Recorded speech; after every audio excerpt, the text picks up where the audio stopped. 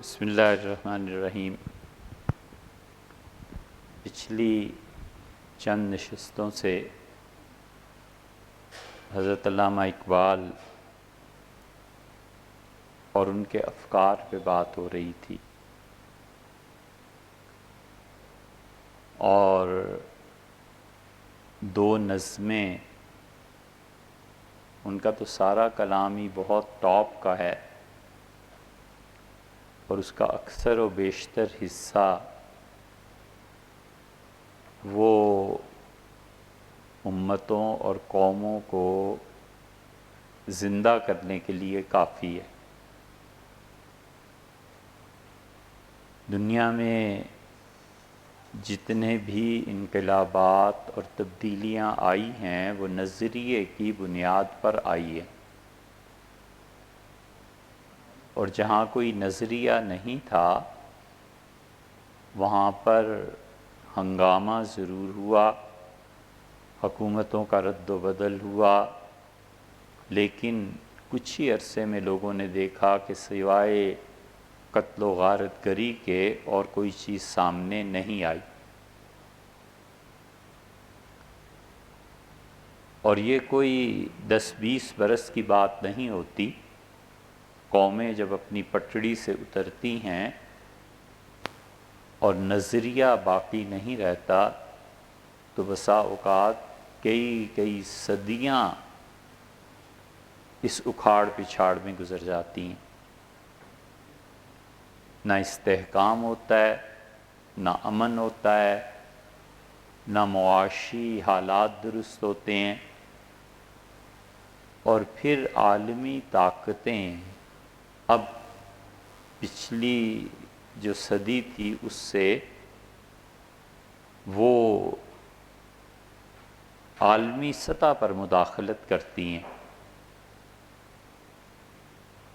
اس تفصیل میں جانے کا وقت بھی نہیں ہے، لیکن یہ جو پچھلی صدی گزری ہے 19ویں 20ویں، اس 19ویں صدی کے اواخر اور 20ویں صدی کی تیاری کے لیے خود یورپ نے اور امریکہ نے کئی 100 برس کام کیا ہے، تب جا کر وہ پوری دنیا میں کوئی نظریہ دے سکیں۔ تو نظریے کی بنیاد پر ہی اقوام اٹھتی ہیں، اور نظریات ہی کی جنگ ہوتی ہے، اور نظریات ہی کے تحت حکومتیں آتی بھی ہیں اور جاتی بھی ہیں۔ نظریہ آپ کی وہ فکر اور سوچ ہے، اس کو کہتے ہیں جو کبھی بھی اپنے سیاق و سباق کے تبدیل ہو جانے کے باوجود وہ تبدیل نہ ہو۔ نظریہ نام ہے اس سوچ کا جس پہ ایک فرد یا مختلف افراد یا پوری قوم جمع ہو جاتی ہے، اور سردی ہو کہ گرمی، اور کوئی سی بھی صدی ہو اور کوئی سی بھی حکومت ہو، اور وقت اس نظریے کے موافق ہو یا مخالف ہو، وہ کبھی بھی تبدیل نہیں ہوتا۔ مثلا ایک نظریہ ہے کہ اللہ ایک ہے، اب یہ کسی صورت تبدیل نہیں ہوگا۔ جس آدمی کا بھی نظریہ ہے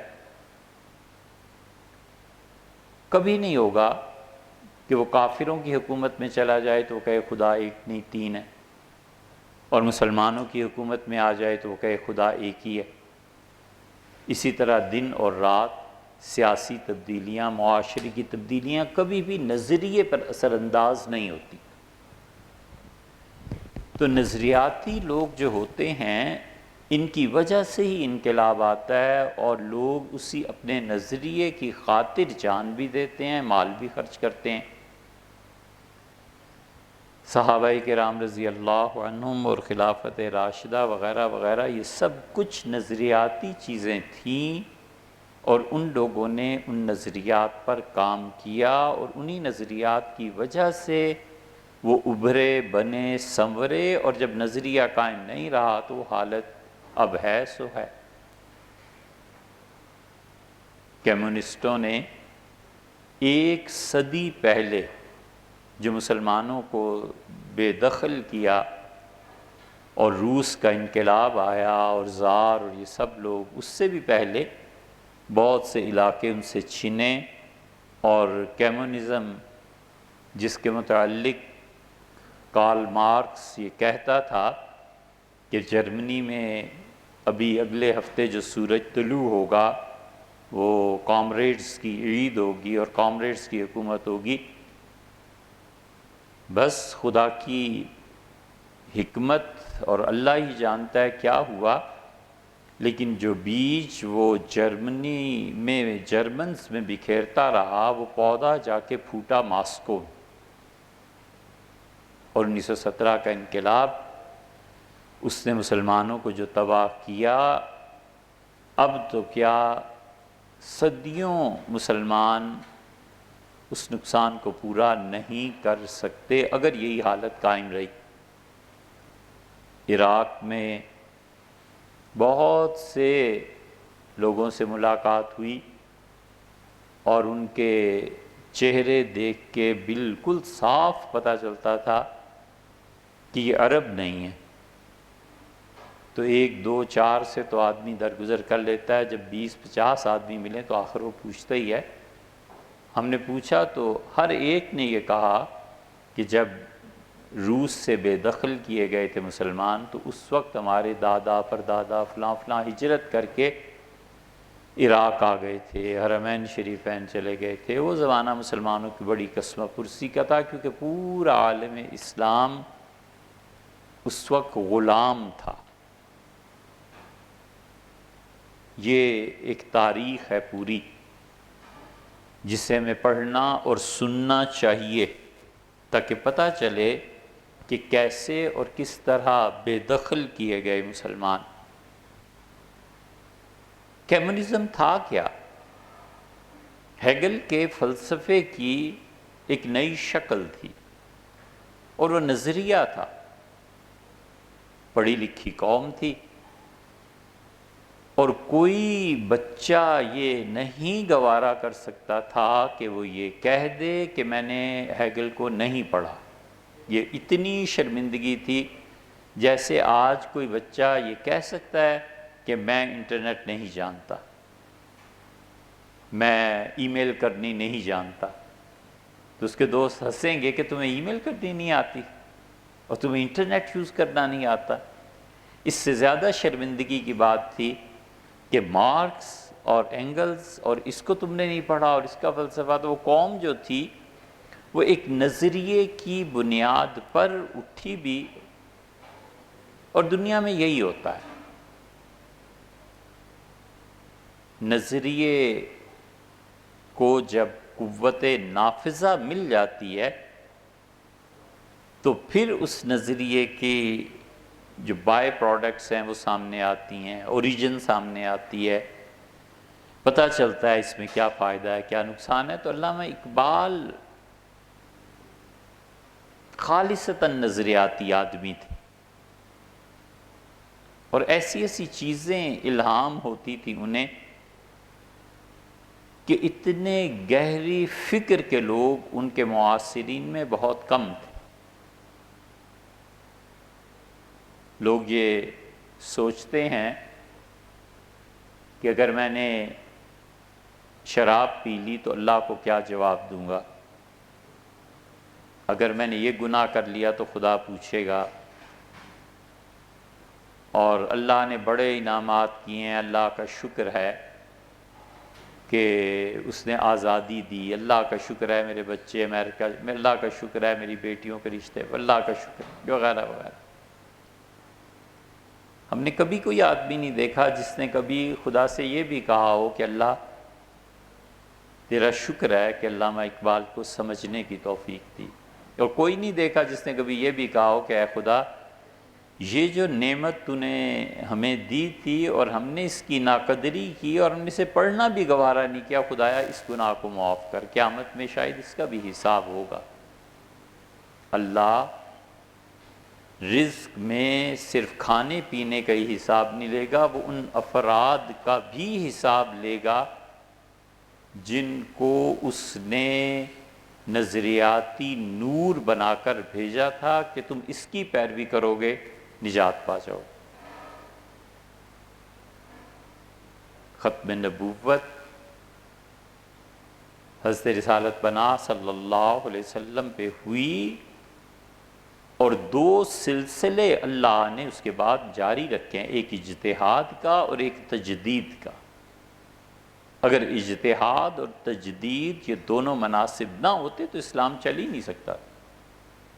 جتنا وقت بدلتا جا رہا ہے فتوے بدلتے جا رہے ہیں، اس لیے کہ اجتہاد ہے نا، علماء کرتے ہیں۔ پہلے کسی کو ضرورت پیش نہیں آتی تھی کہ ٹی وی ہو، تصور ہی نہیں تھا۔ اب جب سے یہ چیزیں آئی ہیں تب سے فتوے بھی آئے ہیں، جائز ناجائز یہ ایک الگ بات ہے۔ بلڈ، اس کی ٹرانسفیوژن جائز، الگ بات ہے جائز ناجائز ہونا۔ اب کوئی بھی ایسا نہیں ہے جو اسے ناجائز کہے، لیکن اجتہاد کے ذریعے ہی تو یہ چیزیں ہیں۔ اور ایک تجدید، تاکہ قیامت میں خدا سے کوئی یہ نہ کہہ سکے کہ اللہ میں پیدا ہوا تھا 1915 میں، کوئی آدمی ہی نہیں تھا، کہاں جاتا، کوئی تیری راہ دکھانے والا ہی نہیں تھا، نبوت آپ نے ختم کر دی تھی اور کوئی آدمی نہیں ملا۔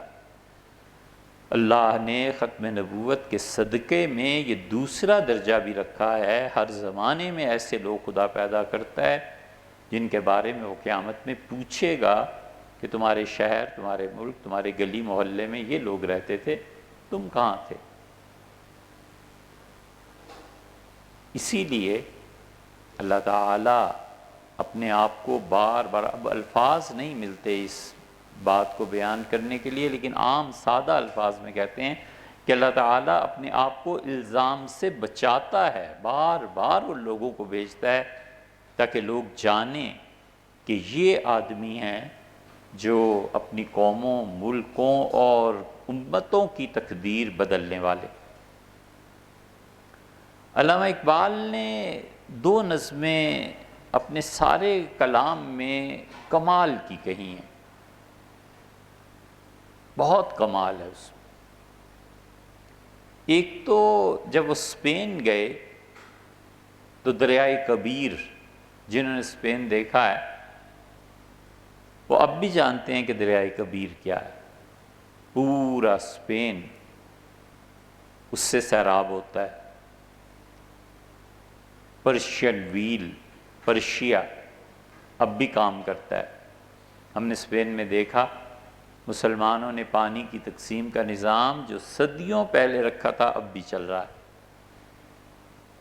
دریائے کبیر پہ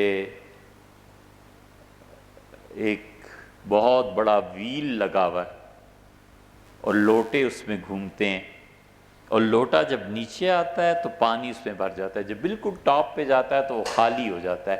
وہاں پہ انہوں نے، مسلمانوں نے اسپین کے مختلف علاقوں کے لیے نہریں کسی زمانے میں قائم کی تھی، تو مسلسل اس دریا کا پانی ان نہروں کے ذریعے مختلف جگہوں پہ جاتا ہے۔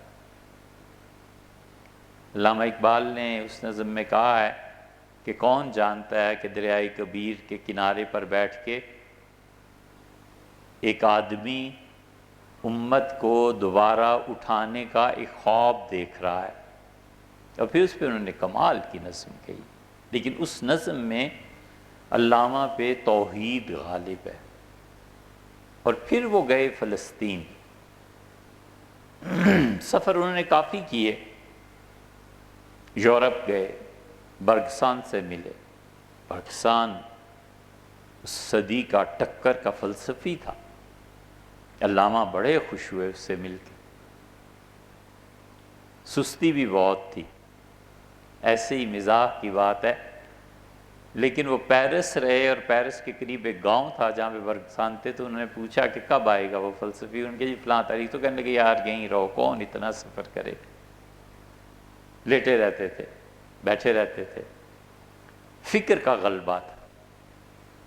برگسان سے ملے، برگسان نے ان سے باتیں پوچھیں، جدید حالات پہ بحث کی، ان سے پوچھا کہ ان جدید مسائل کا حل کیا ہے، تو علامہ نے جب انہیں کہا کہ شہروں کی تحدید اور آبادیوں کے تناسب سے شہروں کا بسانا، تو بڑے حیران ہوئے، کہنے کہ تمہیں یہ آئیڈیا کہاں سے ملا؟ تو انہوں نے کہا یہ آئیڈیا نہیں ہے، میرے پیغمبر علیہ السلام نے یہ کہا تھا کہ مدینہ کی آبادی جب اتنی ہو جائے تو اس شہر میں نیا گھر نہیں بنایا جائے گا، نئے شہر آباد کرو، وہاں جاؤ۔ اس پہ ایک جگہ ہم نے بہت تفصیل سے بات کی ہے۔ پھر ٹائم کے بارے میں شروع ہوئے، اور علامہ نے کہا کہ ٹائم پہ میرا فلسفہ یہ ہے۔ جب انہوں نے کہا کہ ہمارے پیغمبر علیہ السلام نے کہا کہ لا تسبوا الدہر وانا الدہر، زمانے کو برا نہ کہو، میں خود ہی زمانہ ہوں، تو برکساں اٹھ کھڑے ہوئے، کہا اتنی زبردست بات، کہا ہاں یہ ہمارے یہاں ہے۔ پھر وہ فلسطین گئے۔ فلسطین جب وہ پہنچے ہیں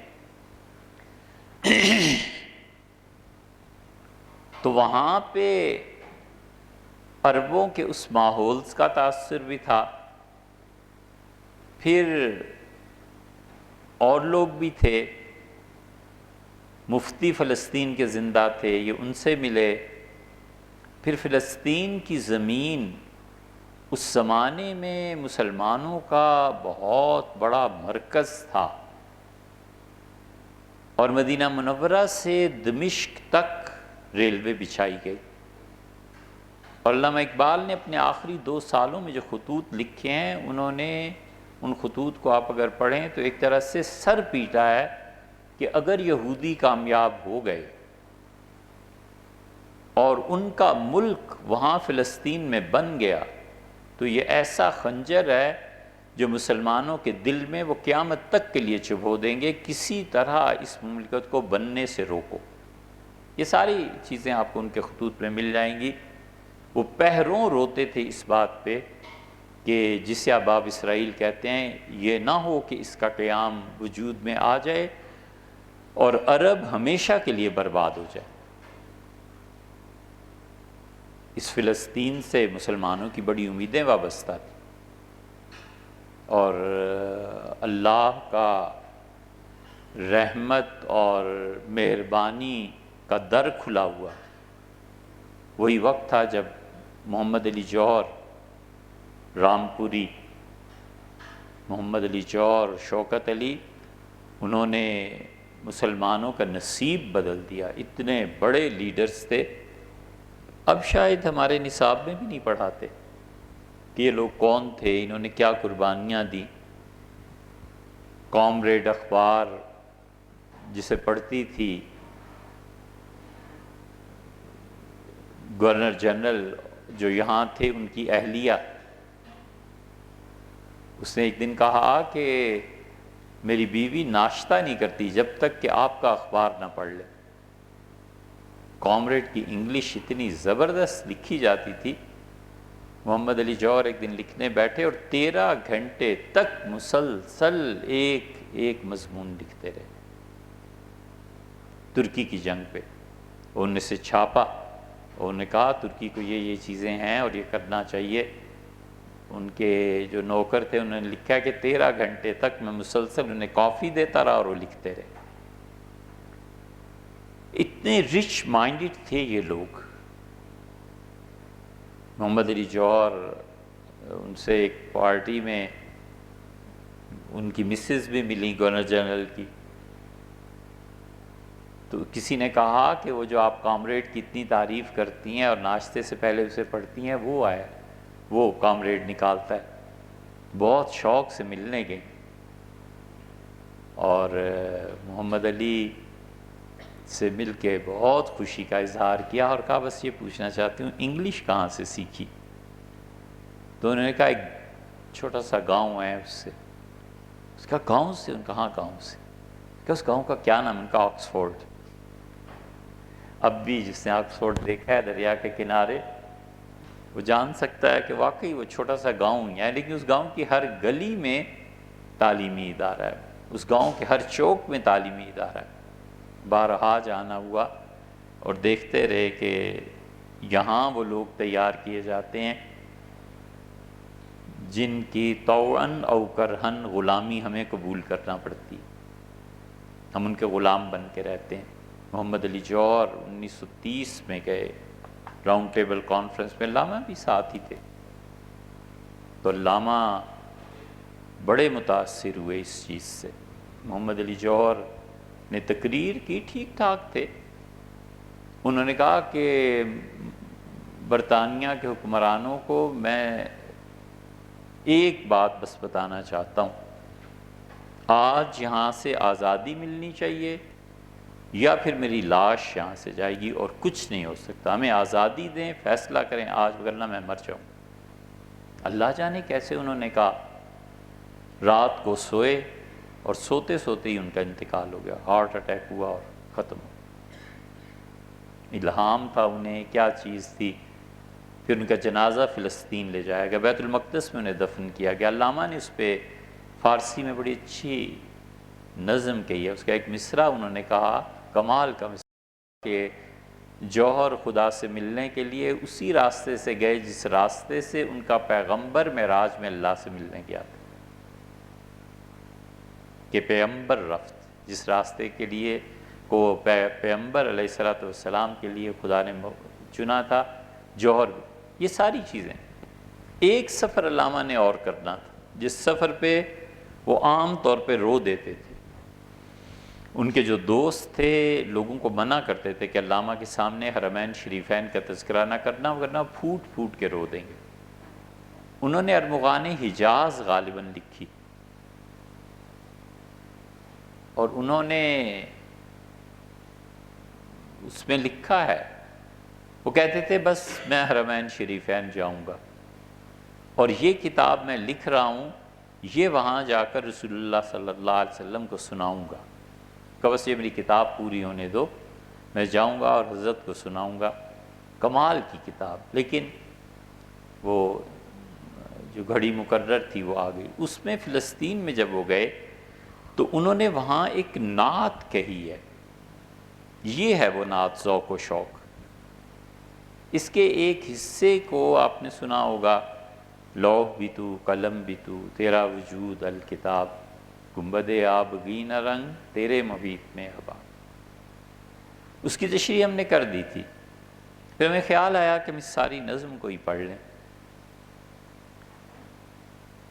تو ساری نعت کو ہی پڑھ لیں۔ نظم کیا، اس میں حضور صلی اللہ علیہ وسلم کے ساتھ جو ان کا تعلق ہے بڑا چھایا ہوا ہے، اور اردو میں اتنی طویل نعتیں بہت کم ملیں گی، اور بالکل کوہ نور جسے کہیں، علامہ کی یہ نعت جو ہے وہ کوہ نور کی طرح ہے، اس کے برابر گہرائی میں اور حضرت رسالت مآب صلی اللہ علیہ وسلم سے تعلق میں، اور اس کے برابر وسعت نظری میں، اور الفاظ کا اتار چڑھاؤ، اور آواز کا باہمی طور پر مل جانا۔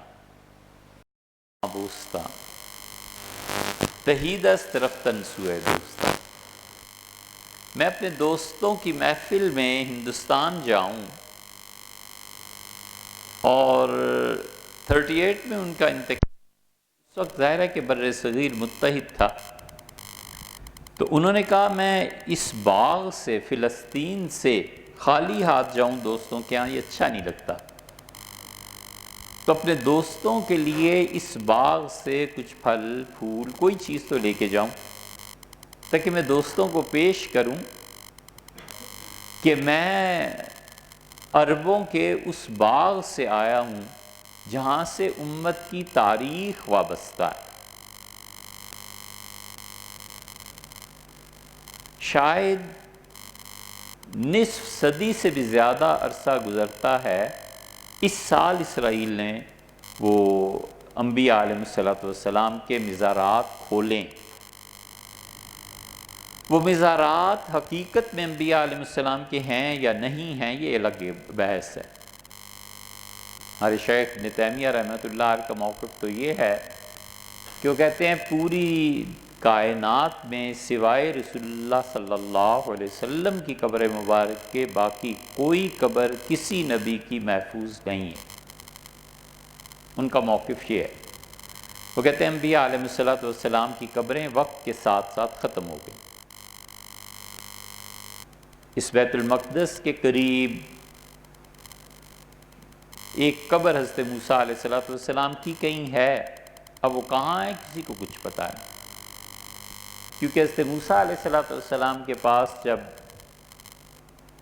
موت کا فرشتہ آیا تو اس نے کہا کہ عجب ربک، آپ کے پروردگار نے یاد فرمایا ہے، تو انہوں نے اسے تھپڑ مارا۔ تو وہ فرشتہ خدا کے پاس پہنچا تو اس نے کہا اللہ ایسے آدمی کے پاس آپ نے بھیجا ہے جس کی طبیعت پہ غصہ غالب ہے۔ تو اللہ تعالیٰ نے فرمایا کہ جاؤ میں جانتا ہوں اسے، اور اس سے کہو کہ وہ کیا چاہتا ہے، دنیا میں رہنا یا ہمارے پاس آنا، اور اگر وہ کہتا ہے کہ دنیا میں رہے تو اسے کہیں کسی بیل کی پشت پہ ہاتھ رکھے۔ تو بیل کی کھال میں باریک باریک بال ہوتے ہیں نا، تو جتنے بال اس کے تلی تلے آ جائیں گے اتنی زندگی ہم دیں گے، اتنے سال۔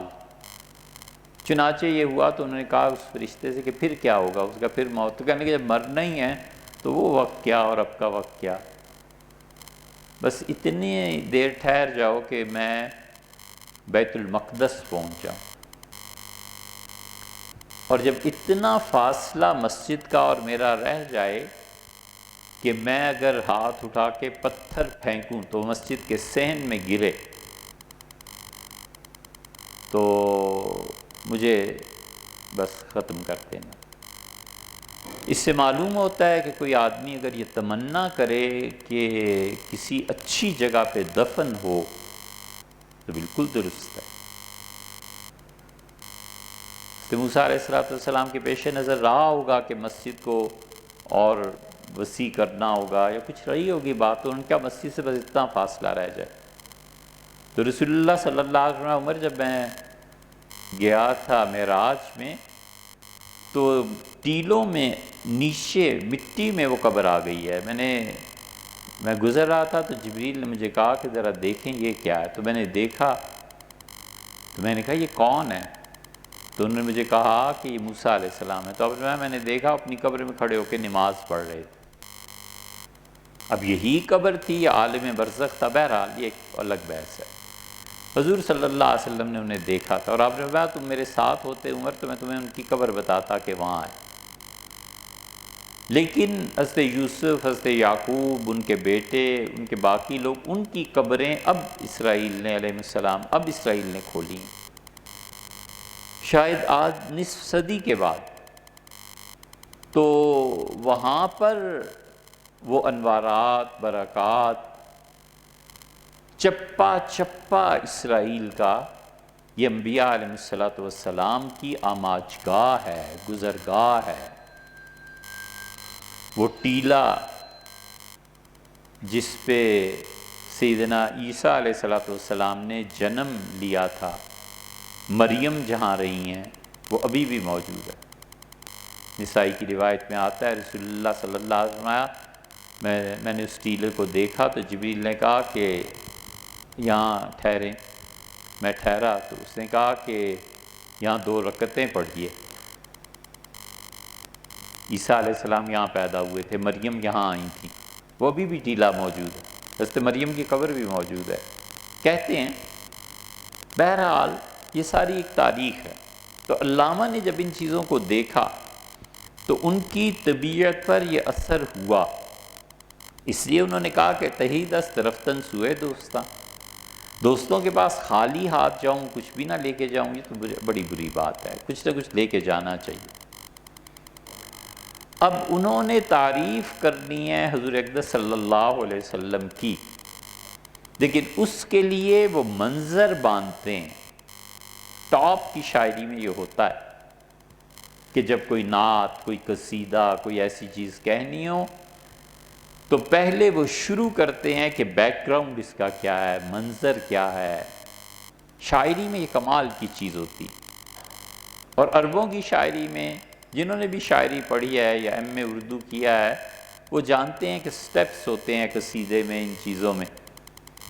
تو علامہ اقبال نے اپنے اس پہلے بند میں، یا بند نہ کہیے تو اس کو نظم جو بھی آپ کہیے، اس کے پہلے حصے میں انہوں نے صبح کا سماں باندھا ہے اور مدینہ منورہ کے اطراف کی بات کی ہے، اور بتانا یہ چاہتے ہیں کہ جو آدمی اس شہر میں آتا ہے بڑے نصیب والا ہے، بڑا مقدر ہے اس کا جو حضرت رسالت پناہ صلی اللہ علیہ وسلم کے شہر میں داخل ہو جائے۔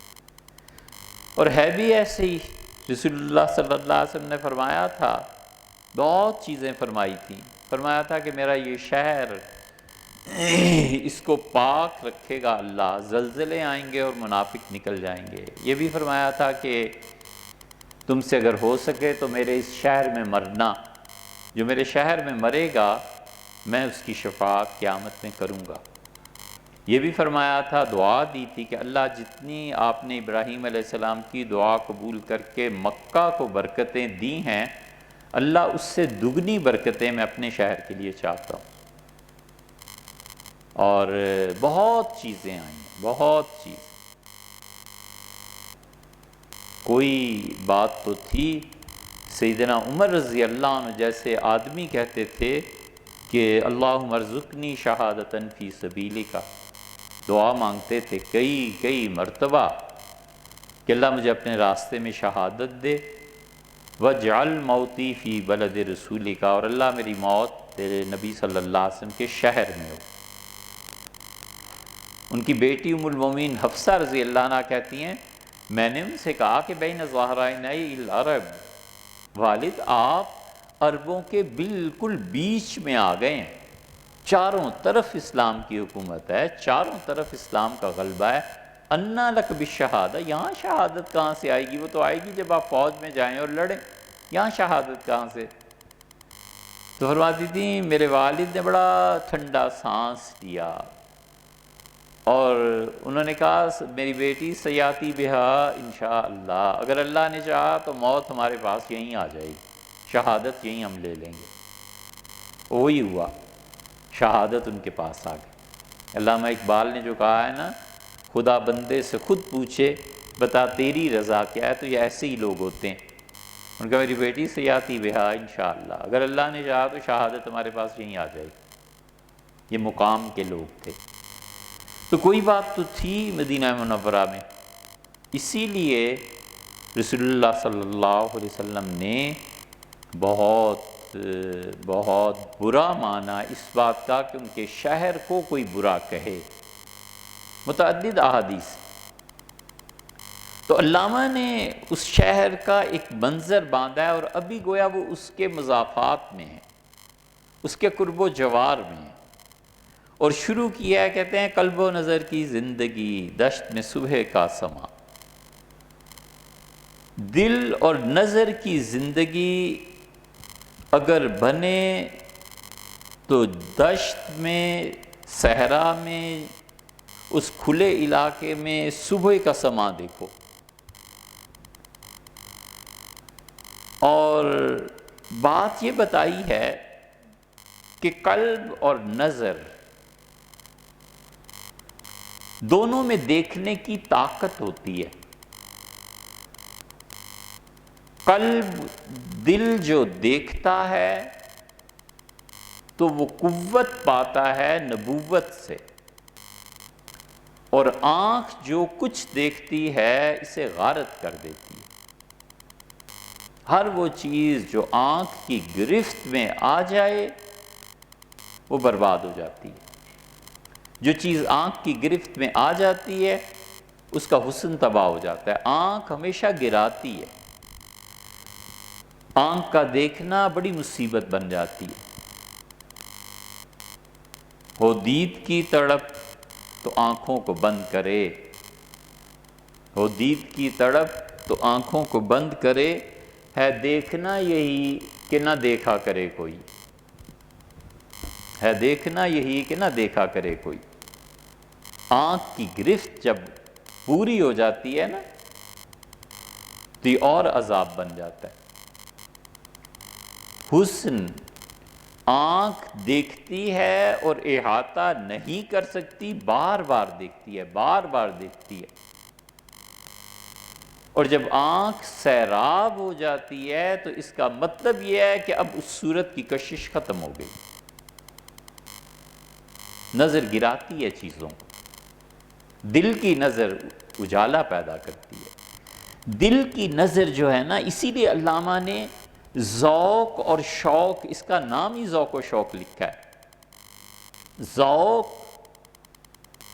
دیکھنے سے پیدا ہوتا ہے اور شوق نہ دیکھے سے پیدا ہوتا ہے۔ اس لیے جس کو دیکھا نہیں ہوتا نا، اس کی محبت بڑی شدید ہوتی۔ یہ ان سے پوچھو جو پہلی مرتبہ دیکھتے ہیں تو جذب اور وجد طاری ہو جاتا ہے، جھومنے لگتے ہیں۔ اسی لیے خدا کو جب پہلی مرتبہ اس کی مخلوق دیکھے گی، اس کی تجلیات کو، تو رسول اللہ صلی اللہ علیہ وسلم تم سجدے میں پڑ جاؤ گے، اور کتنے برسوں کا وہ سجدہ ہوگا اللہ ہی جانتا ہے، کروڑوں سال کا، اربوں سال کا۔ وہ جو فرسٹ ویژن ہے نا، پہلی دیکھ، پہلی دید، کہتے ہیں علامہ نے کمال کا نام رکھا ہے ذوق و شوق۔ ذوق اصل میں ہے چلنے کی صلاحیت، چلنے کی صلاحیت کو ذوق کہتے ہیں، اور شوق ہوتا ہے جو ذوق کی تسکین کرتا ہے پہنچنے کی صلاحیت۔ چلنے کی صلاحیت الگ ہے، پہنچنے کی صلاحیت الگ ہے۔ چلنے کی صلاحیت ہے نہیں چل سکتا، اور شوق ہو جائے تو شوق اس کے ذوق کو پھر تازیانہ کوڑا لگاتا ہے۔ چلو فوجی سے پوچھو،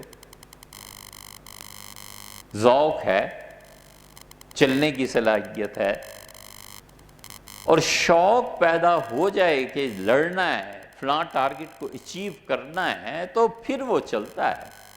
شوق نہ ہو تو بیٹھا رہتا ہے، اٹھ کے گلاس پانی کا پینا دشوار ہو جاتا ہے۔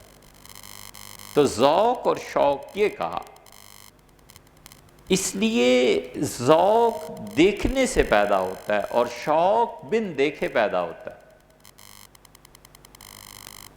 دل کی آنکھ قوت حاصل کرتی ہے، اس کی ساری بینائی دل کی آنکھ کی رؤیت حق ہے۔ جتنا جو شخص سچا ہے نا، اس کی دل کی آنکھ اتنی اجلی ہے۔ دل کی آنکھ کو جو چیز برباد کرتی ہے اور مٹی جو پڑتی ہے دل کی آنکھ میں، وہ جھوٹ ہے۔ یہ جھوٹ اتنی بری چیز ہے کہ دل کی آنکھ ختم ہو جاتی ہے۔ جتنا بڑا جھوٹا ہے اتنا ہی دل کا وہ اندھا ہے۔ اسی لیے اللہ نے ایسے ہی نہیں کہا فَإِنَّهَا لَا تَعْمَى الْأَبْصَارِ، یہ آنکھوں کے اندھے نہیں ہیں، وَلَكِنْ تَعْمَى الْقُلُوبُ الَّتِي فِي الصُّدُورِ، یہ جو ان کے سینوں میں دل ہے نا، یہ دل ان کے اندھے ہیں۔ اور دل کی آنکھ سچائی سے تقویت پاتی ہے، اور صدی بعد کا قصہ دیکھ کے بتاتی ہے کہ اگلی صدی میں یہ ہو جائے گا، دیکھنا تو۔ مٹی میں مل جاتی ہیں ہڈیاں اس کی، اور اس کا کہا لوگ کہتے ہیں یار اس نے سچ کہا تھا، اس لیے کہ وہ ظاہر کی آنکھ بند کر کے دل کی آنکھیں اس کی کھل گئی تھی۔ یہ جھوٹ اتنی قابل نفرت چیز ہے، اور یہی وجہ ہے مسند احمد میں آتی ہے، حضرت عائشہ رضی اللہ عنہ کہتی ہیں کوئی چیز ایسی نہیں تھی جو رسول اللہ صلی اللہ علیہ وسلم کے دل کو کسی اور طرف لے جاتی۔ لوگ ملنے آتے ہی تھے، آخر دین، دعوت، اسلام سب کچھ ہوتا ہی تھا۔ انہوں نے کہا بس جس کے متعلق رسول اللہ صلی اللہ علیہ وسلم کو شبہ بھی ہو جاتا تھا نا کہ مجھے دھوکہ دے رہا ہے، یہ جھوٹ بول رہا ہے، یجد فی قلبہ شیء، آپ اپنے دل میں برابر اس انسان کے لیے تردد محسوس کرتے تھے، اس سے ایزی نہیں رہتے تھے پھر۔ اور رسول اللہ صلی اللہ علیہ وسلم کے دل میں کسی کے متعلق تردد آ جانا، اس کا مطلب ہے اس کے ایمان کے لالے پڑ گئے۔ حضور صلی اللہ علیہ وسلم کے دل میں یہ آ جائے کسی کے متعلق کہ یہ آدمی ایسا ہے یا مجھے دھوکہ دے رہا ہے، تو کچھ بھی نہ ہو، کچھ بھی نہ ہو، اتنا تو گرے گا کہ مومن سے منافق ہو جائے۔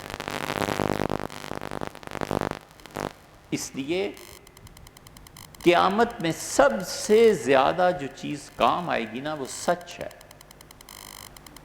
سچائی ہے۔ بس دو لفظوں کی بات، یہ لا الہ الا اللہ سچائی تو ہے، اور کیا ہے؟ ایک آدمی کہتا ہے کہ خدا ایک ہے، تو تمہیں کیا پتا بھئی خدا ایک ہے یا نہیں ہے؟ ایک آدمی کہتا ہے قیامت آئے گی، میرے پاس کیا دلیل ہے قیامت آئے گی یا نہیں آئے گی؟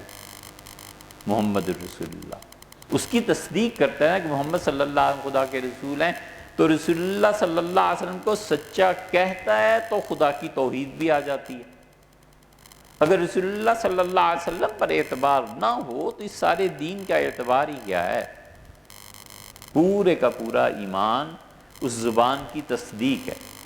انہوں نے فرمایا کہ جنت ہے، ہم نے کہا حضرت بالکل، جہنم ہے، ہم نے کہا حضرت بالکل آپ سچ فرماتے ہیں، اللہ ایک، ہم نے کہا حضرت بالکل ٹھیک ہے۔ وَلِعِيَاذُ بِاللَّهِ اگر وہ تعلیم دیتے کہ خدا ایک نہیں دو ہیں، تو جو انہیں مانتا وہ یہی مانتا۔ ایمان پیغمبر کی زبان کی تصدیق کا نام ہے، بس دو لفظوں۔ تو علامہ نے قلب اور نظر دونوں کو ملایا، اس لیے یہ جو سچائی سے پیدا ہونے والا حال ہے نا، یہ آدمی کی مستقل حالت بن جانی چاہیے۔ سچائی سے جو حال پیدا ہوتا ہے، جب یہ جم جاتا ہے تو ایسا آدمی خدا کے دوستوں کی فہرست میں چلا جاتا ہے۔ قلب و نظر کی زندگی، دشت میں صبح کا سما، دل دیکھتا ہے، آنکھیں دیکھتی ہیں مدینہ منورہ کے ارد گرد، دشت ہے، اس کا سما پیدا ہو رہا ہے، اور چشمہ آفتاب سے نور کی ندیاں رواں۔ کیسے جوڑا ہے؟ صبح کا سما، ندیاں رواں، ردم پیدا ہوتا ہے۔ شاعر الفاظ سے کھیلتے ہیں، اور علامہ کے ہاں اور غالب کے ہاں، ان دونوں کے ہاں الفاظ غلام بن کے کھڑے رہتے ہیں۔ غالب کا بھی یہی حال ہے، چھوٹے سے لفظ کو اٹھاتا ہے، اتنے بڑے معنی اس میں پیدا کرتا ہے کہ عقل دنگ رہ جاتی ہے کہ دیکھو یہ بات کیا ہے۔ یہی حال ان کا بھی ہے۔ غالب ذرا سے مضمون کو اٹھاتا ہے، کمال کر دیتا ہے، کمال کرتا ہے۔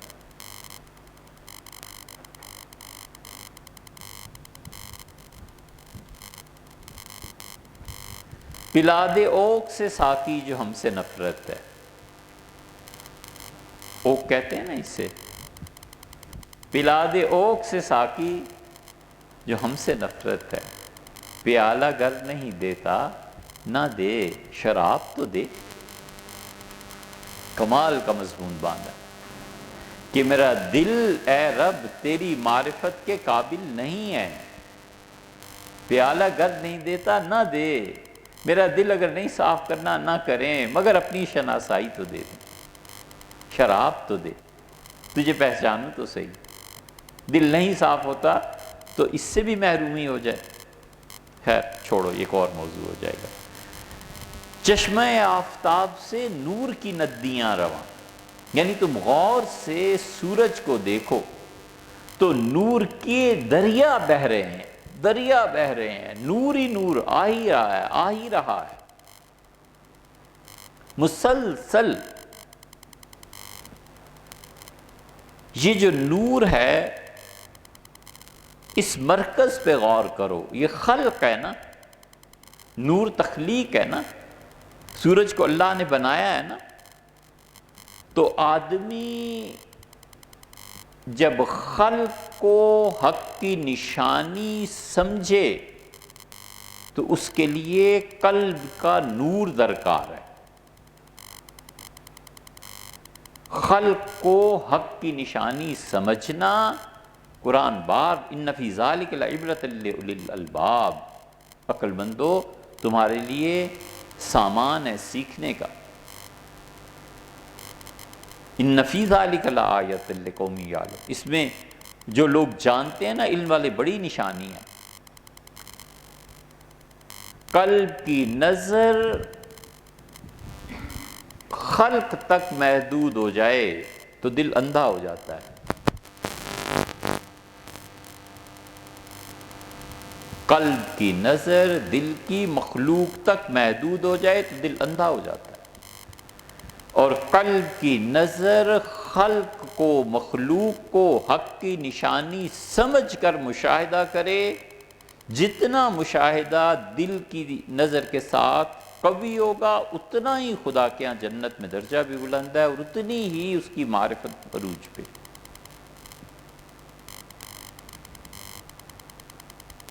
ظاہر کی نظر حسن کو دیکھتی ہے اور دل اسے چرا لیتا ہے، ہوس چھپ چھپ کے سینوں میں بنا لیتی ہے تصویریں، اور دل کی اس تصویر میں مست ہو جاتا ہے۔ عورت کے دل میں اور تصویر ہے، مرد کے دل میں اور تصویر ہے، یہ اندھا پن ہے۔ یہاں پہنچ کے قصہ ختم ہو جاتا ہے، بس اندھے ہوتے ہیں لوگ ایسے، اور وہ اس تصویر کو بنانے والے کا شاہکار سمجھ کے دیکھتا ہے اور تعریف کرتا ہے بنانے والے کی، تو یہ حق کی، سچائی کی علامت اور نشانی دیکھ کر اس سے پتہ پوچھ کے بنانے والے کے گھر پہنچ جاتا ہے۔ یہ ہے معرفت اور کمال۔ بڑی اچھی بات کسی نے پوچھی بایزید بسطامی رحمۃ اللہ علیہ سے۔ بایزید بہت بڑے آدمی تھے، بہت بڑے، اللہ جانے وہ اگر بیعت کرنا شروع کر دیتے تو کیا ہوتا۔ بایزید رحمۃ اللہ علیہ اتنی بڑی شخصیت تھی کہ ابوالحسن خرقانی نے اپنے لیے قبر کھدوائی اور نے کہا اسے اتنا نیچے لے جاؤ۔ کسی نے پوچھا کیوں حضرت؟ تو کہنے لگے بسطام ہمارے شہر سے اتنا فٹ بلند ہے، مجھے شرم آتی ہے کہ میری قبر حضرت کے برابر ہو جائے، میں اور نیچے جانا چاہتا ہوں۔ ابوالحسن خود بہت بڑے آدمی، وہ کہتے تھے کہ بایزید میرے پیر و مرشد ہیں۔ بایزید بسطامی نے ساری زندگی شاید 3 یا 4 لوگوں کو بیعت کیا ہوگا، بیعت ہی نہیں، کسی کو نہیں کرتے، اور وہی 3-4 ان کے خلفاء بھی ہو گئے۔ نظر ایسی تھی جن کو چن لیا وہ ہیرے ہی تھے، بس باقی کسی قریب ہی نہیں آئے۔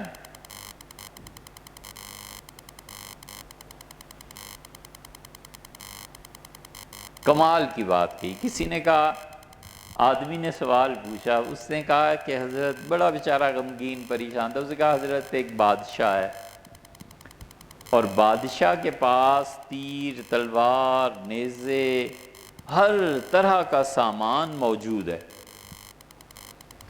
اور بادشاہ بھی اتنا طاقتور ہے کہ جب جی چاہے آخری کونے میں دنیا کے بیٹھا ہوا ہے اور اوپر، تو جب جی چاہے جس پہ جو جی چاہے تلوار چلاتا ہے، کبھی نیزہ پھینک دیتا ہے، کبھی تیر مار دیتا ہے۔ اس بادشاہ سے بچنے کی کوئی صورت ہے؟ کب تک غم آخر آئیں؟ تو ان کا ہے، اس کا کیا؟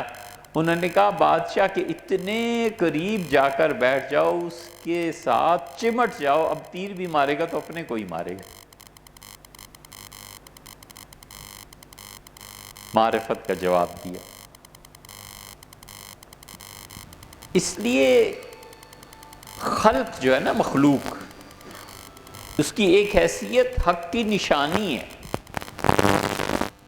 کہ یہ پتہ دیتی ہے، حسن پتہ دیتا ہے کسی بنانے والے کا۔ عمارت دلالت کرتی ہے کسی دماغ کی۔ دنیا میں جتنی چیزیں بھی صورت پذیر ہوتی ہیں وہ پہلے ذہن کی حالت ہوتی ہے، ذہن میں اس کے ایک چیز ہوتی ہے اور وہ اپنے ذہن کے نقش کو کاغذ پہ اتارتا ہے۔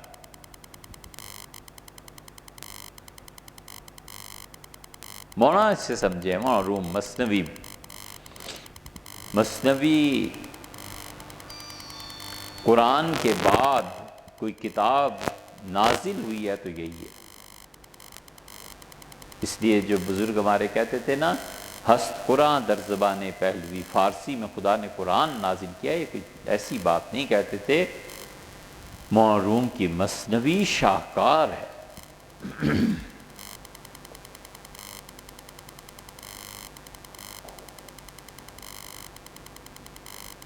نظر جب خلق تک محدود رہ جائے تو اندھی ہو جاتی ہے، اور مخلوق اور خلق کو بنانے والے کی نشانی سمجھ کے آگے چلے تو عارف باللہ ہے۔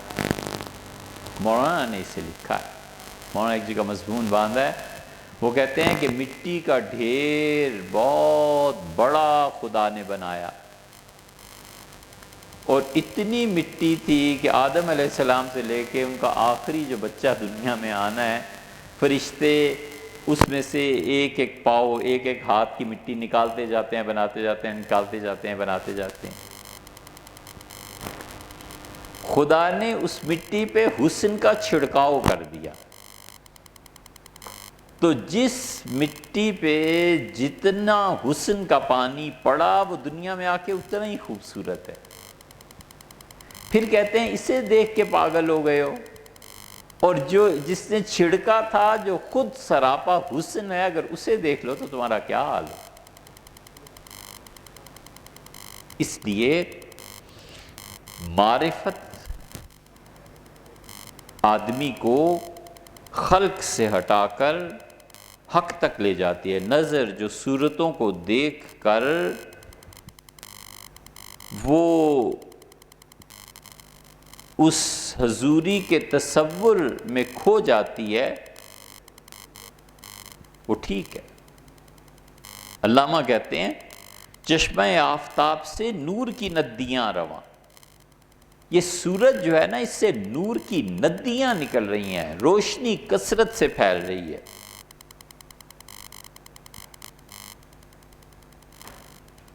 صوفی کا دل جو ہوتا ہے نا، وہ کثرت کے نظام کو حقیقت واحدہ کے ساتھ جوڑ کر دیکھتا ہے،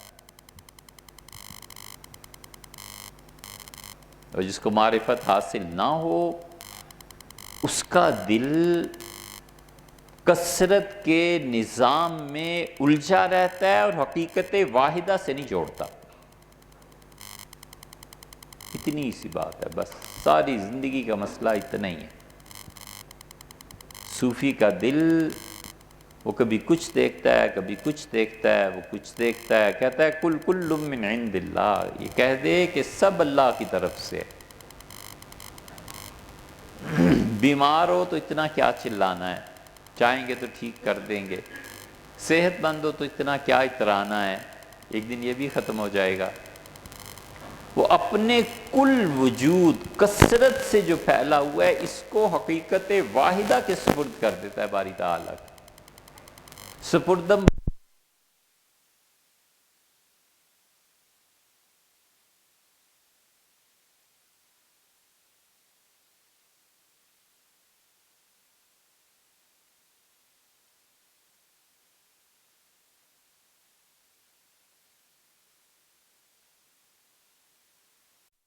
تیرے لیے گزار کے آیا، لیکن یہ کہنے کو بھی بڑا حوصلہ چاہیے۔ کون کہے کہ ساری زندگی تیرے لیے گزاری، بڑا حوصلہ چاہیے، کون کہہ سکتا ہے؟ یہ جو حالت بدل گئی تھی نا عطار کی، یہ اس ایک جملے سے بدل گئی۔ عطار اتار جو تھے 40 سال سے زیادہ کی عمر تھی جب بدلے. بڑے بڑے زبردست اپنے شہر کے تاجر تھے، تیل گھی یہ سب چیزیں بیچتے تھے. بہتر اس وقت سٹور ایسے ہی ہوتے تھے، لوبریکیٹس جتنی تھی سب بکتی تھی. تو عید کا دن، شام عید سے پہلے کی سب لوگ آ رہے ہیں اور عطار کو نگاہ اٹھانے کی فرصت نہیں. اور ایک فقیر نے آ کے کہا کہ اللہ تعالیٰ نے آپ کو اتنا کچھ دیا ہے، اس میں کچھ میرا حصہ ہو تو مجھے دے دیجئے. تو انہوں نے دیکھا فقیر کو، پھر رش پڑی ہوئی تھی، وہ چیزیں لینا دینا، پیسے یہ وہ سب ہو رہا. پھر اس فقیر نے کہا، پھر اسے کہا مجھے نہیں سمجھ آتی تم مرو گے کیسے، اتنی مصروفیت. اس پہ انہیں غصہ آیا. انہوں نے کہا کیا بات کرتے ہو، ویسے ہی مروں گا جیسے تم مرو گے. اس کہا واہ میری طرح مرو گے، تو کیوں تمہارے مرنے میں کیا. اس نے کہا دیکھو، لیٹے وہ چادر کوئی جو چیز تھی بچھائی، لیٹے کلمہ پڑا اور جان نکل گئی، بس ختم. تار حیران پریشان کہ یہ کیا ہو گیا ہے. اس کہا میری طرح مرو گے، ختم. یہ چیز ہوتی ہے سپردم بتو مایا اے خویشرا. جتنی زندگی کی کثرت ہے نا وہ حقیقت واحدہ کے سپرد ہے. اور جو آدمی اس تک نہیں پہنچتا وہ کثرت کی بحث میں زندگی گزار دیتا ہے. مرتے ہوئے بھی فکر ہوتی فلاں زمین کا ٹکڑا کیا ہوا تو فلاں بچے کا کیا ہوا، اور پتہ نہیں نیشنلٹی کا کیا ہوا، اور پتہ نہیں فلانے کا کیا اور فلانے کا کیا. کیا اس سے بہتر نہیں ہے کہ وہ اپنی زندگی میں موت سے پہلے سارے فیصلے قضیے کر کے حقیقت واحدہ تک پہنچے کہ اصل مقصد وہ ہے. کب تک ان جھنجھٹوں میں پڑنا ہے. اس لیے جس کو جتنی معرفت حاصل ہوتی ہے اتنا ہی وہ گونگا ہو جاتا ہے، اور جب گونگا ہو جاتا ہے تو وہ تنہائی میں چلا جاتا ہے. علامہ نے ایک شعر بڑا زبردست فارسی کا کہا. انہوں نے اس فارسی کے شعر کا مفہوم یہ ہے کہ جب اس کی تلاش میں نکلتے ہیں اور پہنچتے ہیں تو خود اپنی تلاش گم کر بیٹھتا ہے، پھر اس کا پتہ نہیں چلتا کہ یہ کہاں گیا. ایک دوسرا مصرع بھی ہے، آنرا کے خبر شد خبرش باز نے آئے. وہ جسے خبر ہو جاتی ہے نا پھر اس کی خبر نہیں آتی کہ وہ کہاں گیا. حسن ازل کی ہے نمود چاک ہے پردہ وجود. دل کے لیے ہزار سود ایک نگاہ قاضیاں. حسن ازل کی ہے نمود. تم ان چیزوں کو دیکھو، نور کی ندیوں کو دیکھو، اس روشنی کو دیکھو. مدینہ منورہ کے قرب و جوار کے علاقوں میں جو چیزیں ہیں تم ان کو دیکھو، اس گاؤں میں، اس زمین کو، ان چیزوں کو، تو وہ جو ازلی حسن ہے، اللہ تعالیٰ کی جو قدرت ہے، یہ نور جو ہے وہ معرفت الہیہ کے مختلف ذرائع میں سے ایک ذریعہ ہے. تین چیزیں الگ ہیں، ایک ہے قلب، ایک ہے نظر اور ایک ہے ذہن. دل الگ چیز ہے، نظر الگ چیز ہے، ذہن الگ چیز ہے. اللہ کی معرفت کا سمبل نور ہے، روشنی.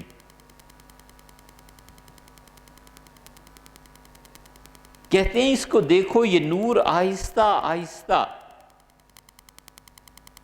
طلوع ہو رہا ہے، یعنی اللہ کی ذات کی رویت کی طرف اشارہ ہے، جو ظاہر بھی ہے اور باطن بھی ہے، اور جو حاضر بھی ہے اور غائب بھی ہے.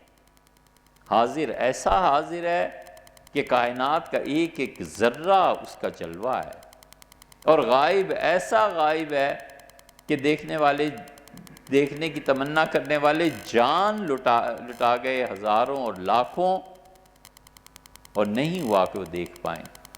تمنا کی تھی نا دیکھنے کی، فلما تجلی ربہ للجبل، اور جب اس کے پروردگار نے اپنی ایک تجلی ڈالی طور پہ، تو حضرت موسیٰ علیہ السلام گر گئے، بے ہوش ہو گئے۔ نبی کا قلب پہاڑوں سے بھی زیادہ اپنے اندر صلابت اور عظمت رکھتا ہے، جس پہ تجلیات باری تعالیٰ کی پڑتی ہیں اور وہ جذب کرتا ہے، وہ اس پہ ترقی کرتا ہے، وہ اور آگے چلتا ہے۔ اس لیے جو لوگ حضور صلی اللہ علیہ وسلم کی دو حیثیتوں کی نفی کرتے ہیں نا، یہ بڑا ظلم کرتے ہیں، یہ توہین کرتے ہیں، ایک بشریت کی اور ایک عبدیت کی۔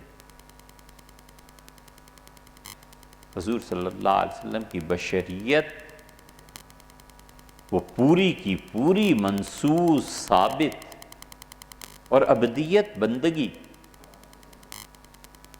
حضور اقدس صلی اللہ علیہ وسلم کے اذکار پہ کبھی آپ غور کریں نا، واللہ عالم محققین نے کیا ہوگا، لیکن اب تک جو ہم نے دیکھا سب سے زیادہ غالب رسول اللہ صلی اللہ علیہ وسلم کا ذکر استغفار ہے، سب سے زیادہ یہی پڑھا ہے۔ خود فرمایا دن میں 100 مرتبہ استغفار پڑھتا ہوں۔ یہ استغفار کیا ہے؟ اللہ کا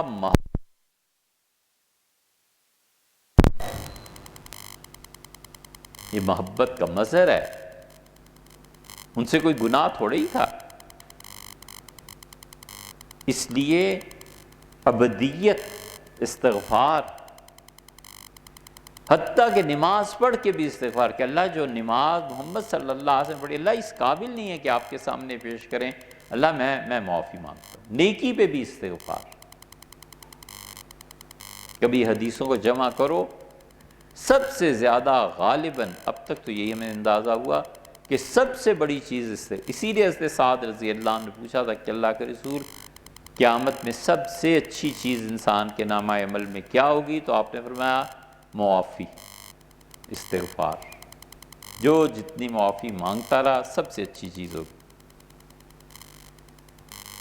چاک ہے پردہ وجود، نمود آہستہ آہستہ پھوٹنا، حسن ازل۔ حسن ازل سے مطلب ایسا حسن ہے جس کو دیکھنے والا غیر ہو، ذات اپنے حسن کو خود نہ دیکھے، جب غیر ہو تو وہ حسن ازل ہے۔ اور اس حسن ازل سے کے ظہور سے ٹائم اینڈ سپیس ان دونوں نے جنم لیا۔ ٹائم نہیں تھا، سپیس نہیں تھی، بڑا مشکل ہے یہ مرحلہ،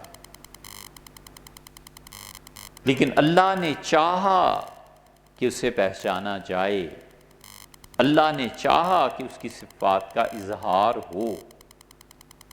اس لیے جو لوگ کہتے ہیں نا کہ خدا نے آخر خلق کو پیدا کیوں کیا، تو بھئی اس لیے پیدا کیا کہ صفات باری تعالیٰ کا اظہار ہو، انہوں نے چاہا کہ وہ جانے جائیں۔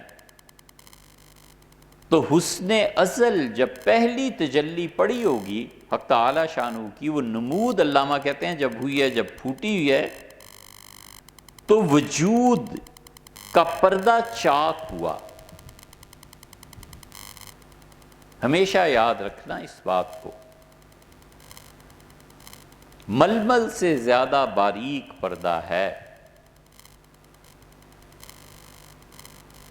اور مکڑی جو جالا بنتی ہے اس جالے سے باریک بال ہے۔ یہ وجود ایک ہے، وجود ایک ہے، اور اس وجود کا حصہ پوری کائنات ہے۔ یہ خالص کفر اور شرک ہے، یہ خالص کفر ہے۔ یہ دارا شکوہ جو تھا نا، یہ ایسے ہی نہیں گمراہ آدمی کو اس کے والد شاہ جہان لاہور لے آئے، حضرت میاں میر رحمۃ اللہ علیہ قادریہ سلسلے کے مشائخ میں سے تھے، بہت بڑے لوگوں میں سے تھے۔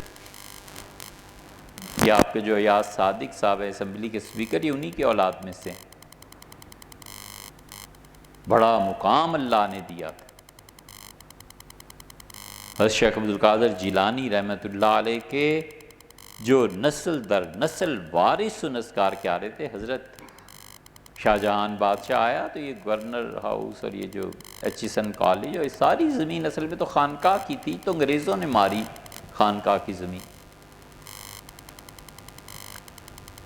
شاہ جہان بادشاہ اپنے بیٹے دارا شکوہ کو لے کے حاضر ہوا اور حضرت سے کہا، حضرت اسے سمجھائیں، یہ کہتا ہے کہ وجود ایک ہے اور کائنات اس کا حصہ ہے۔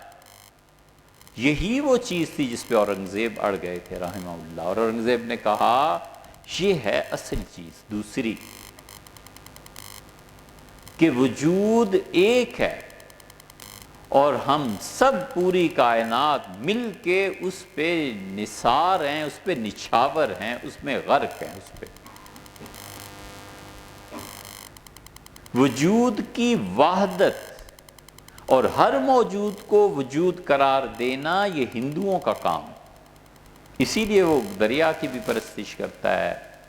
یہ آپ کا جو چشمہ بہہ رہا ہے دریا، یہ سواں ہے نا، اصل میں تو ہندوؤں کے دھرم میں 7 دریا اللہ نے خود پیدا کیے، گنگا، جمنا، برہم پتر، یہ سواں دریا، جو سواں دریا پہ آپ کے سارے یہ ڈی ایچ اے وغیرہ، یہ سارا سواں دریا ہندوؤں کے نزدیک بڑا مقدس ہے، اور یہ پتہ نہیں کب سے ہے۔ اس لیے انسانی زندگی کے آثار دنیا میں جو دریافت ہوئے ہیں، یہ یہیں سے اسی دریا کے کنارے سواں، ستلج اب تو پاکستان میں ختم ہی ہو گیا، 1-2 اور بھی ہیں۔ اس لیے ہندوازم ہے، یہ جھوٹ بکتے ہیں جو کہتے ہیں کہ صوفیہ اس کے قائل تھے، معاذ اللہ، استغفر اللہ، صوفیہ کوئی شرک کرتے تھے؟ کتنا ظلم ہے۔ وہ کہتے تھے موجود وجود کا حصہ ہے اور جتنی موجودات ہیں سب ٹھیک ہے۔ صوفیہ کہتے تھے وجود اللہ کا ہے اور ایک ہے، اور باقی ساری دنیا ہم سب اس پہ نثار، اس پہ نچھاور ہے۔ وہ کہتے ہیں تمہارا کیا وجود ہے یار، سورج کے مقابلے میں جگنو کی روشنی کیا چیز ہے؟ اللہ کے سامنے یہ کہنا کہ میں ہوں، میرا وجود ہے، شرم کی بات ہے، کیا کوئی کہے؟ وزیر اعظم کے سامنے ایک چپڑاسی کو کھڑا کر دے اور کہے کہ سر یہ اتنا اچھا آدمی ہے، اتنا ذہین ہے، اتنا اچھا ہے، پورا ملک اس کے حوالے کر دیا جائے، تو وزیر اعظم کہے گا کہ پاگل ہو گئے ہو، کس سے تقابل کر رہے ہو؟ آدمی سوچے تو اللہ سے اس کا اتنا بھی مقابلہ نہیں ہوتا جتنا چپڑاسی سے وزیر اعظم کا اور سپاہی سے چیف آف آرمی سٹاف کا ہوتا ہے۔ دونوں آخر انسان ہیں، دونوں کھاتے ہیں، دونوں کی عقل ہے، دونوں دیکھتے ہیں، ان کی صفات 100 مشترک ہیں، اور اللہ کی اور بندے کے آپس میں کامن چیز کیا ہے؟ اللہ ہے۔ کبھی اتنا نہیں نیچے آتا کہ مخلوق بن جائے، اور مخلوق ہے، کبھی اتنا عروج نہیں پاتی کہ اللہ تک پہنچے، یعنی اللہ کا حصہ معاذ اللہ بن جائے۔ علامہ نے اس کو کہا ہے حسن ازل کی ہے نمود، چاک ہے پردہ وجود، وجود کا پردہ چاک ہوا، وجود نے حقیقی حق تعالی شانہ نے پھر پیدا کیا زمانے کو، پھر حق تعالی شانہ نے پیدا کیا جگہ کو، سپیس، ٹائم، اور یہ سب قصے ہی ہیں، کھیل تماشا ہی ہے یار۔ آنکھیں بند ہوئیں تو ٹائم اور سپیس دونوں ختم، چھٹی۔ اس کا ہلکا سا نمونہ اللہ نے ہمیں انسانوں میں رکھا ہے۔ ماں کو گئے 20 سال ہو گئے. کہتا ہے آج والدہ کو پھر میں نے خواب میں دیکھا. وہ کہاں آ گئی؟ وہ تو 20 سال ہو گئے، قبر کھودو تو شاید ہڈیاں بھی نہ ہوں. یہ ٹریولنگ ہے شعور کی ٹائم میں. کہتا ہے جنت میں دیکھا، یہ سپیس میں ٹریولنگ.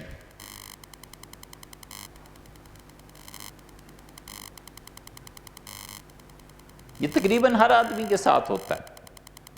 آنکھیں بند ہوئیں، ٹائم ختم. آنکھیں بند ہوئیں، سپیس ختم. این ممکن ہے کہ جس کا انتقال حضرت نوح علیہ السلام کے زمانے میں ہوا ہو، آج بھی اسے وجود ملے تو کہ کچھ پتہ نہیں. قرآن نے کئی جگہ کہا ہے کم لبست، کتنا عرصہ تک موت رہی. قال لبست یوما او بعض، اس کے ایک دن رہی ہوگی، آدھا دن. بل لبست مئۃ عام، 100 سال تمہیں موت رہی ہے. اور وہ بھی تھے جن کو کہا کہ وزدادوا تسعا، 309 سال کے بعد اٹھے، حکومت بدل گئی، سکہ رائج الوقت بدل گیا، اور کہتے ہیں کہ کسی کو بھیجو تاکہ کھانا لے آئے. کہاں تھا ٹائم؟ کہاں تھی؟ کچھ بھی نہیں.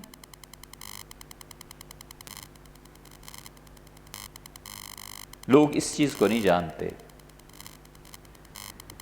کہ موت کے بعد وقت اور زمانہ سب ختم ہو جاتے ہیں. جہاں اللہ چاہے لے جائے اور جتنی دیر اللہ چاہے رکھے.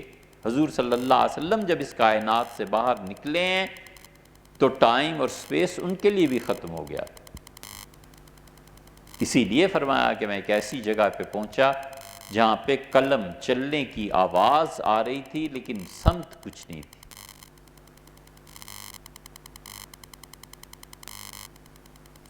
ہمارے حضرت مولانا حسین احمد صاحب مدنی رحمۃ اللہ علیہ، ان کے والد مولانا حبیب اللہ بیعت ہوئے. ان کے خاندان میں پرانی ذکر اذکار چلے آتے تھے تو وہ بیعت کرتے تھے. تو ایک دن کی والدہ نے سمجھایا، انہوں نے کہا یہ بیعت کرنا کوئی چھوٹی چیز نہیں ہے، اللہ کو حساب دینا پڑے گا قیامت میں. پہلے جا کر کسی بزرگ سے تربیت حاصل کرو، وہ اجازت دیں تو بیعت کرو. ماں اللہ سے ڈرنے والی تھی، انہوں نے والدہ کی بات مان لی. اور حبیب اللہ صاحب رحمۃ اللہ علیہ تشریف لے گئے گنج مراد آباد. اس وقت ڈنکا پٹ رہا تھا. محافظ الرحمان صاحب رحمۃ اللہ علیہ کی شہرت تھی. شاہ آفاق صاحب رحمۃ اللہ علیہ کے مرید تھے. سلسلہ نقشبندیہ مجددیہ تھا. محافظ الرحمان رحمۃ اللہ علیہ کبھی کبھی یہ شعر پڑھتے تھے. وہ کہتے تھے اپنے شیخ کے متعلق، اے شیخ آفاق شیریں داستاں، میرے شیخ آفاق بڑی میٹھی زبان سے بیان کرنے والے. باز کن نہ باز گو از بے نشانے من نشان. ہم جیسے دیہات میں پیدا ہونے والے بے نشان لوگوں کو بھی آپ نے نشان والا بنا دیا. صرف و نحو و منطق امرا سوختی، صرف نحو فلسفہ منطق جو پڑھا تھا اسے آگ لگا دی. آتش عشق خدا افروختی، آپ نے دل میں اللہ کی محبت کی آگ جلا دی، سب جل گیا. شاہ آفاق صاحب رحمۃ اللہ علیہ بڑے بڑے کامل اولیاء کرام میں سے. لوگ ان کے مقام کو جانتے نہیں، پڑھتے نہیں نا. اور اللہ کے ذکر سے جو معرفت حاصل ہوتی ہے وہ نہیں ہوتی نا، تو اس لیے اعتراض زیادہ آتے ہیں. یاد رکھو اعتراض زہر ہے، مار دیتا ہے آدمی کو. نہ اعتراض کرے. دل کی آنکھ کو روشن کرے اور دل کی آنکھ سے مشاہدہ کرے کہ آخر یہ چیز کیوں ہے. جب دل کی آنکھ کیوں کا جواب دیتی ہے تو وہ خلق سے ہٹ کے خالق کی راہ دکھاتی. شاہ آفاق صاحب رحمۃ اللہ حقہ پیتے تھے. اس زمانے میں جب علماء حقہ پینا توبہ توبہ، حرام اور کفر اور یہ اور وہ، رسالے پورے لکھے ہیں. محافظ الرحمان گنج مراد آبادی رحمۃ اللہ علیہ کہتے تھے ہمارے شاہ آفاق صاحب رحمۃ اللہ علیہ کے پاس ایک آدمی آیا اور اس نے کہا حضرت زندگی تھوڑی رہ گئی اور فلاں سبق نہیں پورا ہوا. تو حضرت نے اسے بٹھایا، حقہ پیتے رہے اور اس کے منہ پہ پھونکتے رہے. پہلے تو گھبرایا، پھر بیٹھا رہا. اگلے دن آیا اور کہنے لگا حضرت وہ مقام حل ہو گیا. بڑا اعتراض ہوتا ہے ان چیزوں پہ. اے یار تم ہو ہی کیا, تم نے پڑھا ہی کیا ہے, تمہیں خدا کے ذکر کی توفیق ہی کتنی ہوئی ہے, تمہیں جج بنایا ہی کس نے ہے, کیپیسٹی کیا ہے حکم لگانے کی, پتہ ہی کچھ نہیں. مولانا فضل الرحمان صاحب رحمۃ اللہ سے بیعت ہونے گئے حضرت بدنی رحمۃ اللہ علیہ کے والد. اوہ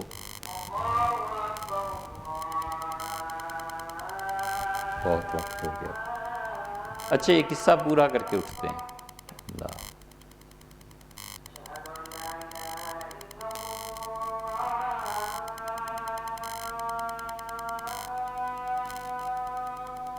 اشہد ان لا الہ الا اللہ. بجلی نہیں چلو وہ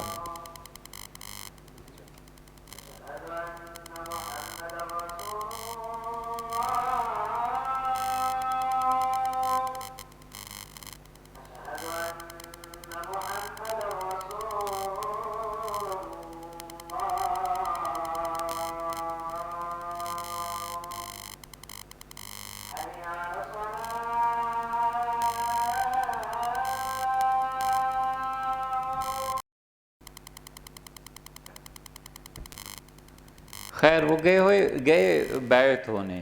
حضرت نے بیعت کر لیا. کسی نے حضرت سے کہا کہ حضرت یہ ماسٹر ہیں, اسکول میں پڑھاتے ہیں اور سید نہیں ہیں, ایسے ہی آپ کو آ کے روب جمانے کے لیے سید کہا.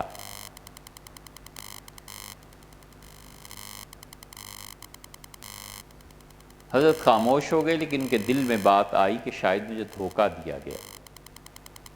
حضرت رحمت اللہ تو بڑے آدمی تھے, لیکن یہ جتنے بڑے لوگ کانوں کے کچے ہوتے ہیں نا, انہیں چاہیے کہ اپنا منصب چھوڑ دیں. خدا کے ہاں جا کے جواب دینا پڑے گا. یہ کانوں کے کچے بڑے مل جائیں گے, خاندانوں میں مل جائیں گے. بیوی نے کچھ کان میں ڈال دیا, اب اس کو یقین ایسے جیسے وہی آ گئی ہے. یار کوئی تحقیق کرو, کوئی سوچو, اللہ نے کچھ شعور اور عقل دی ہے. شوہر نے کچھ کہہ دیا, ماں نے کچھ کہہ دیا, باپ نے کچھ کہہ دیا. کانوں کے کچے, انہیں چاہیے کہ اپنے منصب سے نیچے اتر کے تربیت حاصل کریں.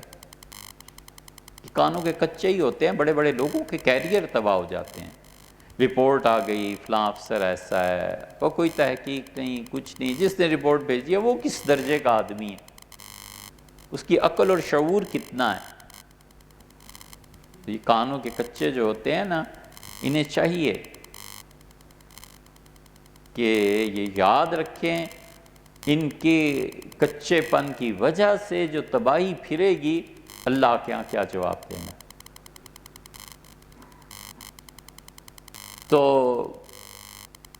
حبیب اللہ صاحب کی طرف توجہ کم ہو گئی. ماسٹر حبیب اللہ صاحب رحمۃ اللہ علیہ جاتے رہے. پھر بھی ایک دن حضرت بخاری شریف پڑھا رہے تھے, تو ماسٹر صاحب جب پہنچے تو حضرت نے بہت استقبال کیا, اچھی طرح ملے. فرمایا میاں وہ تمہارے جد امجد آئے تھے رات, اور کہہ رہے تھے کہ میرا بیٹا آیا ہے, ذرا اس کا خیال کیجئے. تو ان کا حضرت میرے جد امجد؟ میں وہاں نور الحق صاحب آئے تھے, وہ کہہ کے گئے ہیں کہ بیٹا آیا ہے, ذرا اس کا خیال کیجئے. تو دیکھو اب تمہیں بتاتا ہوں, یہ ذکر اذکار کیا کرو. تو جب یہ ہم نے حقائق پڑھی تو سوچتے رہے کہ نور الحق تھے کون. پھر حضرت مدنی رحمۃ اللہ کا نسب نامہ وہ دیکھا, 19ویں پشت میں تھے جو آئے تھے, 19ویں دادا بنتے تھے جو آئے اور کہہ کے گئے کہ میرا بیٹا آیا ہے.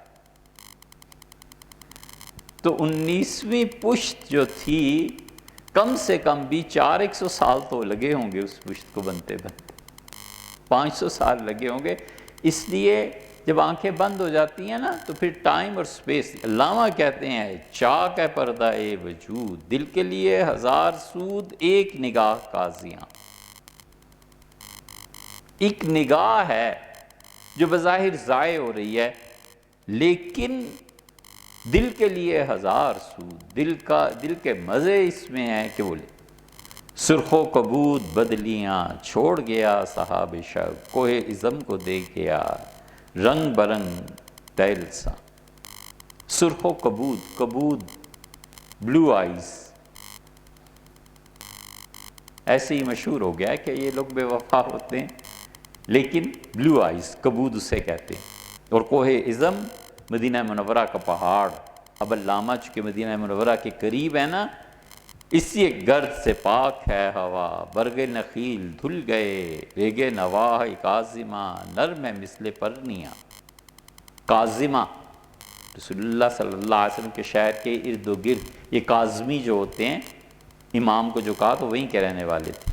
مثل پرنیاں، پرنیاں کہتے ہیں موٹی ریشم کی تہ، کہ وہاں کی ریت موٹی ریشم کی تہوں کی طرح بن گئی ہے۔ آگ بجھی ہوئی ادھر، ٹوٹی ہوئی تناب ادھر، کیا خبر اس مقام سے گزرے ہیں کتنے کاروں۔ اچھا بھیا، آئندہ سے انشاءاللہ، آئندہ 16 ستمبر کو جو اتوار ہوگی اس وقت انشاءاللہ 16 ستمبر سے پھر بات شروع، اسی کو آگے